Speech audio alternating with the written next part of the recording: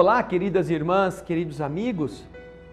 Jesus disse em uma das passagens do Evangelho que há muitas moradas na casa do Pai. Se você for ao capítulo 3 do Evangelho segundo o Espiritismo, você vai entender que há quase 2000 anos o Senhor já revelava um fato que hoje a ciência está constatando. Há 10 anos atrás, aproximadamente, não havia um cientista, um astrônomo que pudesse afirmar que fora do nosso sistema solar existia outro sistema igual ao nosso, onde planetas giravam em torno de sóis. Não existe. Até que lançaram o telescópio Kepler, e o telescópio Kepler começou a descobrir inúmeras estrelas com planetas girando à sua volta. E cada planeta, naturalmente, com suas características. Alguns rochosos, alguns muito frios, alguns de constituição gasosa, muito grandes, como quase uma estrela pequenininha, ou muito pequenos, muito próximos, muito longe, e alguns na chamada zona habitável, onde é possível ter vida. Veja só.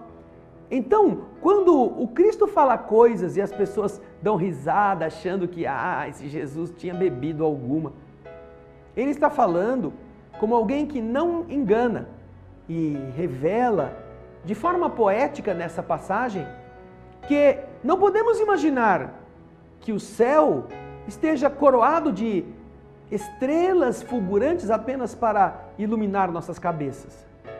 O astrônomo muito famoso, Carl Sagan, costumava dizer que se não houvesse vida em outros mundos, o universo era um grande desperdício. E ele tem razão.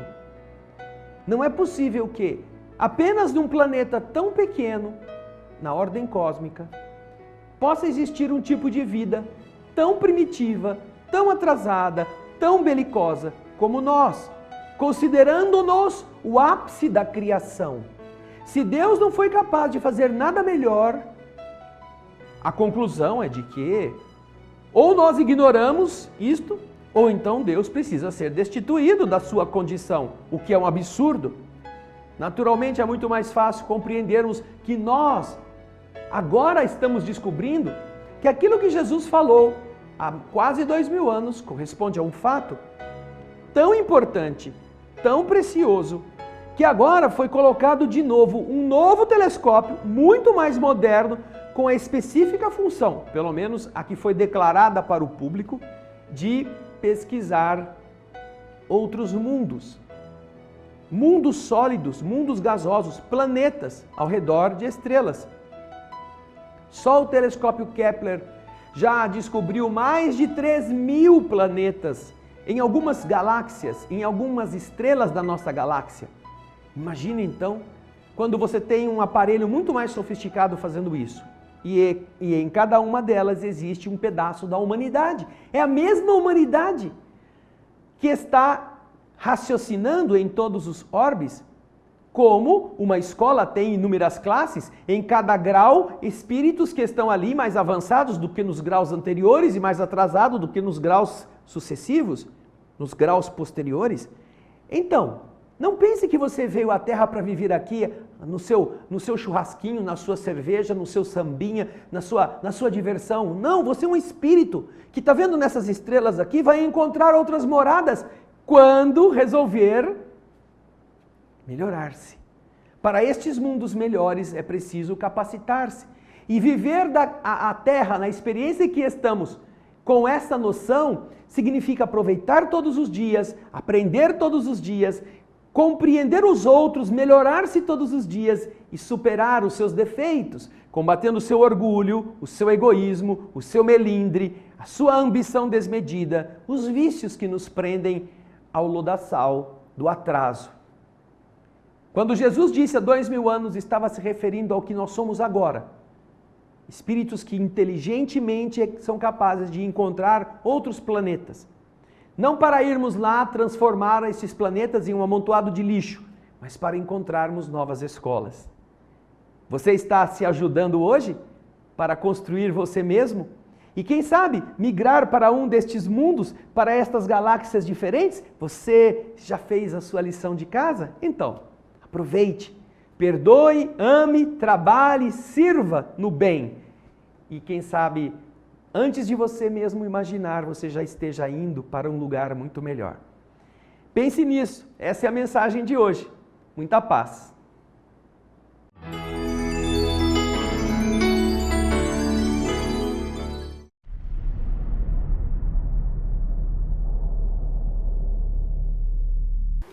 Ok, amigos, poderíamos acender um pouco as luzes? Por favor. Eu estou aqui com o Tony, porque além de mim, do Ivo e de alguns amigos gaúchos, é o Tony quem tem me acompanhado na pesquisa dos agroglifos de Santa Catarina. Eu quero mostrar para vocês bem rapidamente o que está acontecendo lá, porque dado ao avançado da hora, a gente não pode se deter mais do que iremos nesses minutos. Amigos, vocês já têm assistido às nossas palestras nos anos pregressos e sabem que esse fenômeno, pelo menos eu considero, o mais sério da ufologia brasileira nos últimos tempos. Eu diria até que desde o caso Varginha, que é de 1996, nada foi mais sério na ufologia brasileira do que os agroglifos que acontecem em Santa Catarina. Todos os anos desde 2008, sempre na mesma localidade, na cidade de Ipuaçu, que fica a 520 quilômetros de Florianópolis. Sempre na mesma época, nos últimos dias de outubro e nos primeiros dias de novembro. Esse fato começou a acontecer em novembro de 2008, voltou a se repetir nos anos seguintes e nós tivemos acompanhando a progressão do fenômeno desde então. Eu vou rapidamente passar pelos anos pregressos para chegar no que aconteceu neste ano, no dia 26 de outubro, dia da eleição para segundo turno em que aquela senhora foi recolocada no cargo. Essa é a cidade de Ipuaçu, Florianópolis está aqui. Podemos dar um pouco mais de foco? Está meio sem foco, né? Ou diminuir a luz. No primeiro ano, nós tivemos isso. Duas figuras que eram um anel externo e um ciclo interno de plantas amassadas. Em plantações de trigo e triticale, próximo. Aqui, as mesmas duas figuras em Ipuaçu. O fenômeno nasceu naquele ano, naquele mês de novembro, no dia 9 de 2008. E não parou mais. Seguinte. Houve uma evolução significativa do fenômeno no ano seguinte, em 30 de outubro, quando uma figura em formato de triângulos surgiu novamente em Ipuaçu. Se até então a gente não sabia por que Ipuaçu e poderia ser em qualquer outra região do Brasil, a partir desse segundo evento, nós tivemos a convicção que o fato tem algo a ver com Ipuaçu e não com qualquer outra localidade. Seguinte, mesmo uma semana e meia depois, o trigo já pronto para colheita, estava amassado e não estava morto. Seguinte, no ano de 2010, foi o único em que eu não pude acompanhar em loco os círculos de Ipuaçu, porque essas fotos eu recebi quando eu estava em Porto Alegre, em 2010, indo para fazer uma palestra na Argentina, a convite da Andréia, e eu recebi pelo celular essas fotografias, e tudo já tinha sido colhido, e nós não tínhamos mais o sinal evidente e o que pesquisar, então foi o único ano que eu não acompanhei, mas todos os outros eu acompanhei, para ter a clareza, para ter o detalhamento que eu estou tendo para descrever a vocês esse fenômeno. Seguinte, e principalmente a convicção de que eles são absolutamente legítimos. No ano de 2011, nós tivemos várias formações de agroglifos. Essa, por exemplo, foi na região vizinha de Ouro Verde, e aconteceu no dia 4 de novembro. Observem sempre, final de outubro, começo de novembro. Final de outubro, começo de novembro. E sempre na mesma região. Agora em Ouro Verde. Essa era uma figura simples. nós tivemos um círculo de plantas dobradas no sentido horário e um anel externo. Tudo dentro das características típicas dos agroglifos que surgem em outras partes do mundo. Seguinte, o fenômeno visto em outras fotografias, o fenômeno de Ouro Verde, seguinte, e em Ipuaçu, a cidade que está a 10 quilômetros, portanto, a gente pode dizer que a região atingida, a de Ouro Verde, é a mesma. Nós tivemos essas duas figuras colossais, imensas. Isso foi em 2011, no dia 6 de novembro. Seguinte, daí em 2012, nós tivemos o surgimento de uma figura imensa, que era um círculo de 40 metros de diâmetro, com 30 círculos pequenos ao redor, como esses que vocês estão vendo aqui, com as plantas no seu interior, num círculo, dobradas no sentido horário, no outro no sentido anti-horário, no outro no sentido horário, no outro no sentido anti-horário.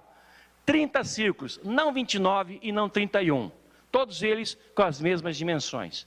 Isso não é obra da natureza, isso não é obra de ser humano, eu tenho insistido nisso. Porém, infelizmente, nessa data, e pode passar o próximo, por favor? Nessa data, os nossos amigos do andar de cima resolveram mostrar a sua arte cósmica numa plantação de trigo de uma senhora evangélica, que achou que isso era coisa do capeta e mandou detonar a plantação que tinha os agroglifos, ou agroglifo dessa ocasião.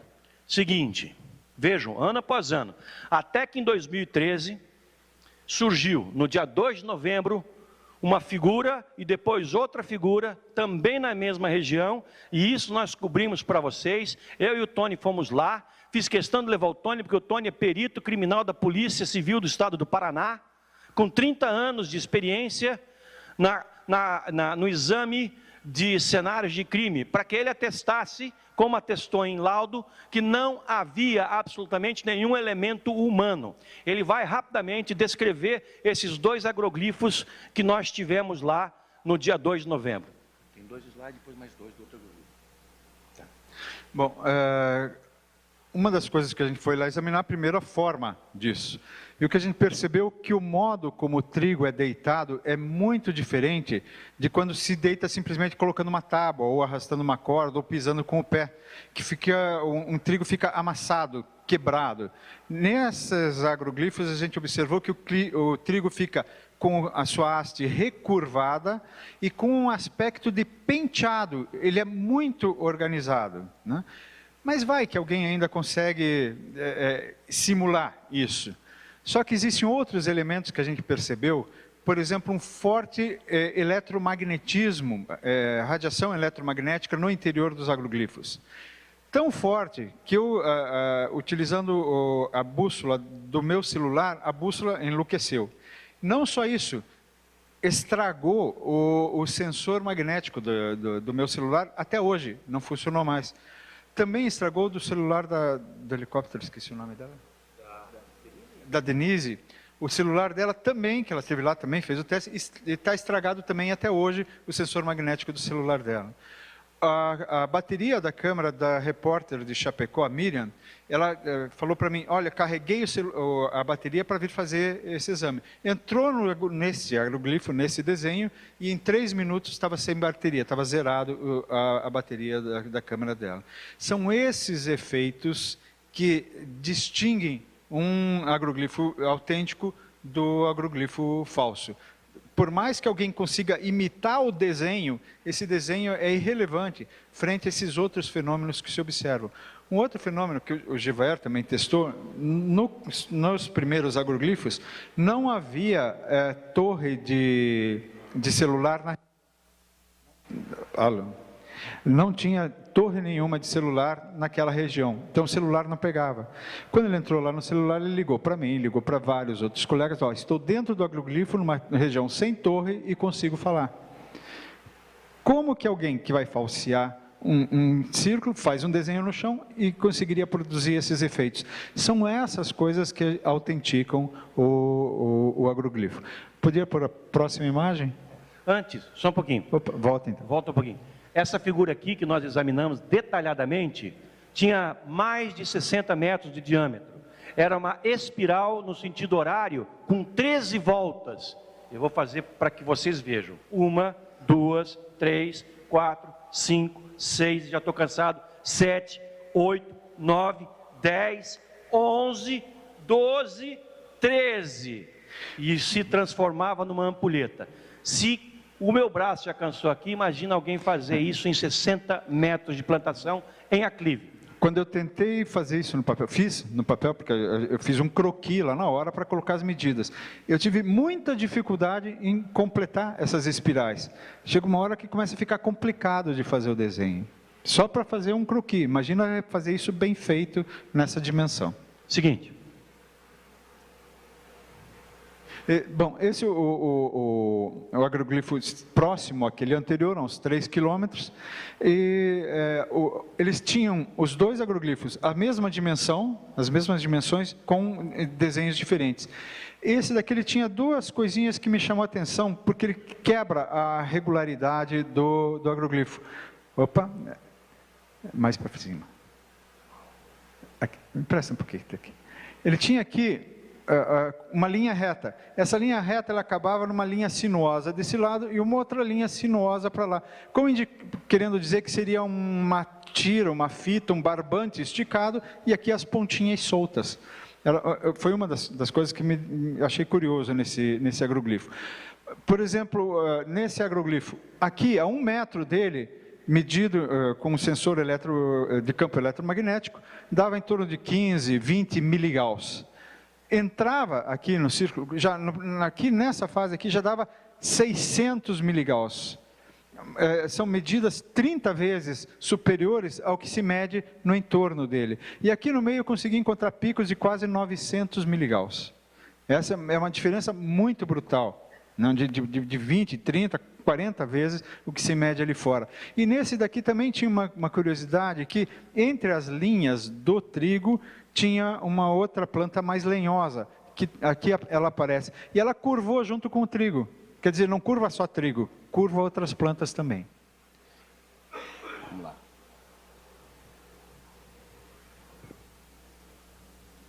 Bem, essas foram as figuras do ano passado. Aí, a partir de meados de outubro, nós já estávamos de prontidão e já avisamos a ufologia brasileira, o professor Pickler também de Curitiba estava avisado. Nós esperávamos para qualquer instante o surgimento de uma nova figura, porque nós sabíamos qual é a data em que ela acontece. E justamente no domingo, dia 26 de outubro, às 8 da manhã, eu recebo uma ligação de Ipuaçu, informando que surgiram 2 figuras. Eu que já estava com tudo pronto, joguei tudo no carro e imediatamente fui para a estrada, porque o tempo é um fator decisivo. Em questão de 5 horas eu tinha completado os 400 quilômetros de distância até Ipuaçu e já estava no agroglifo por volta da 1h30, 2 da tarde. Esse foi o primeiro agroglifo avistado nesse domingo de manhã, às 7h30 da manhã, porque às 8 horas da manhã ele foi destruído pelo proprietário, que ficou enfesado de receber essa figura na sua plantação. Já vocês vão ver qual é que são as suas características. Aqui tem uma outra foto de seu interior, feito por quem conseguiu chegar lá antes de mim. E aqui nós temos a figura depois de destruída. Nesse caso, fotografada com um drone a 300 metros de altura e aqui a partir do solo. Infelizmente. Porém, quando eu cheguei lá, já sabendo que uma figura tinha sido destruída, que havia outra próxima, eu fui imediatamente localizar. Nem me dei o trabalho de ir até a prefeitura, até porque era domingo e domingo eleitoral. Eu fui localizar e dei sorte de encontrar em questão de minutos. Naquela vasta região, em questão de coisa de 20 minutos, eu consegui localizar o outro agroglifo que ainda permanecia intacto por volta das 2 da tarde daquele domingo, e que foi destruído pelo proprietário às 5. Mas nessas 3 horas deu para fazer uma investigação completa do fenômeno que lá se sucedeu. Aqui vocês têm uma fotografia feita a 450 metros de altura, medido pelo drone da revista UFO, que constatou isso. Essa é uma foto de mais baixa altitude, que você pode ver algumas das características do fenômeno. Fiz a medição dessa vez, Tony. O Tony não pôde ir comigo, que a mãe dele, nessa ocasião, estava doente, ele teve que buscá-la às pressas na cidade de Morretes. Eu fiz a medição, dessa vez, com eletromagnetômetro e não foi constatada nenhuma variação significativa. Porém, as características demais, as outras características dos agroglifos, estavam mantidas. E as características do mesmo fenômeno foram observadas pelos policiais militares de Santa Catarina, que, a pedido da revista UFO, a partir do dia 15 de outubro, estavam à paisana andando por Ipuaçu para todos os lados, com o objetivo de apreender eventuais autores suspeitos de terem feito os agroglifos. E nós sabíamos que isso não ia acontecer. E não tendo acontecido, como de fato não aconteceu, a polícia ia emitir a informação à sociedade de que, apesar dos agroglifos terem surgido em plena luz do dia, as nossas equipes policiais não tiveram sucesso em identificar os autores, o que é equivalente a dizer, não há autores conhecidos ou humanos. Essa foi a estratégia. Bem, vejam aqui a estrutura da primeira figura que o Tony vai descrever rapidamente para vocês, aquela que foi destruída em questão de minutos pelo proprietário. Bom, para chegar nesse desenho e nessas dimensões, eu avaliei todas as imagens que foram repassadas com a presença dos policiais, com a presença do GEVAER dentro das figuras, e mais as figuras obtidas com o drone, e também comparei com veículos que estavam nas proximidades. Então eu tinha a medida de algumas coisas conhecidas, como o tamanho daqueles veículos, eu identifiquei a marca, pela marca tem essas dimensões, e mais as pessoas conhecidas. Então, por alguns valores de coisas conhecidas, eu consegui, usando o CorelDRAW, chegar nas medidas aproximadas desse desenho. Tem aí um erro estimado aí de 5% aí nessas medidas. E conseguimos, mesmo com ele destruído e mais essas outras imagens, chegar então nas verdadeiras dimensões. Esse daí acho que com 110 metros de extensão total, o outro um pouco maior, porque são, na verdade, duas composições. Então esse daí chegou a 150 metros de diâmetro. 150 metros de comprimento de um ponto a outro. Vejam quais são as características da figura. Nós temos esse arco mais fininho, aí nós temos esse círculo mais grosso, esse outro círculo ainda mais grosso, esse outro arco mais grosso, ou seja, há uma gradualidade na composição dessa figura. E aqui há uma intersecção com um outro sistema que tem de 25 metros de diâmetro o círculo interno e 100 metros de diâmetro o anel externo. Agora vocês vão ver, esse é o drone da revista UFO, que nós adquirimos com recursos do Grupo de Apoio ao Avanço da Consciência Cósmica, que foi usado para fazer as medições da figura. E eu vou passar o vídeo para vocês agora. Tem que ele apertar o botão, volta. Volta aí. Agora ele aperta lá. Aperta lá para nós, por favor.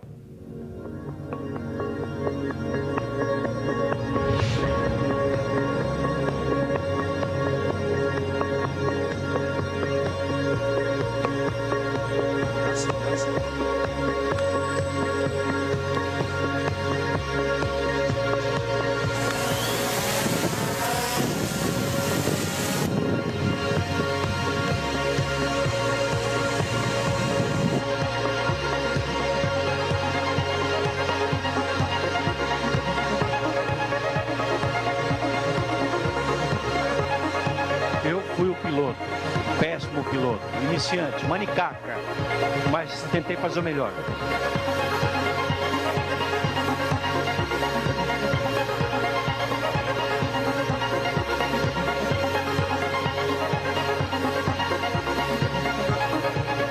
Esse aqui é o ponto de intersecção entre os dois sistemas. Observem o círculo externo, que ele é mais estreitinho e ele não se completa. Ele chega até o ponto em que ele toca o outro círculo.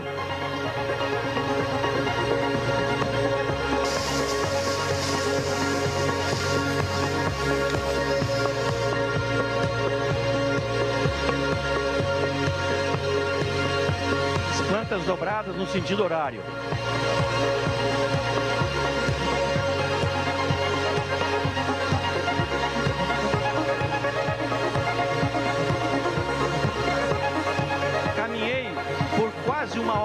do círculo para tentar entender qual é o formato que tinha essa figura. E de tão grande, eu simplesmente não conseguia vislumbrar do solo qual era o seu aspecto, qual era o seu formato. Aí com o drone elevado a 100 metros de altura, foi possível divisar finalmente que formato tinha esse agroglifo, que eu considero o mais intrigante, o mais impactante que nós já tivemos em nosso país.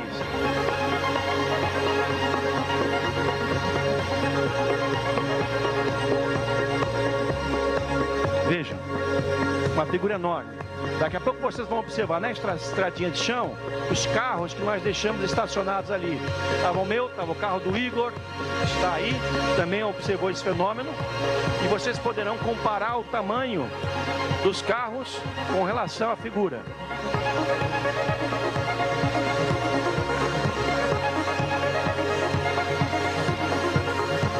Não há construções ao redor, não havia casas.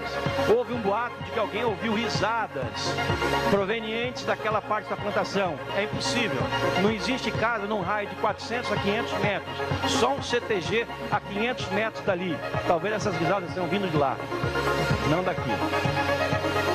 Aqui, ó, eu estou filmando junto com um rapaz que apareceu ali do Corpo de Bombeiros, o Ezequiel. Ali estão os carros. O outro agroglifo estaria mais para cá, 200 metros. Mas eu me concentrei nesse, porque como aquele já estava destruído, não ia perder a chance de registrar esse. E depois fui para lá. E quando estava lá, o proprietário mandou destruir também essa figura. Ali, a filmação.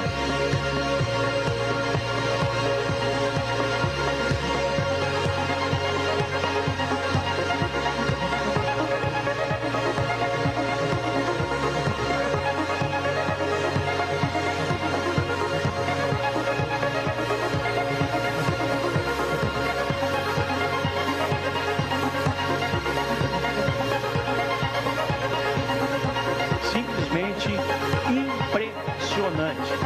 Eu acompanho esse fenômeno há mais de 20 anos na Europa e desde 2008 aqui no Brasil. E isso foi estarrecedor. Mandei essas imagens, mandei todas as medições, todas as informações para circólogos, como são chamados os estudiosos desse fenômeno, em outros países, e eles sentiram a mesma reação, que tínhamos algo realmente genuíno e muito sério em nosso território aqui no Brasil.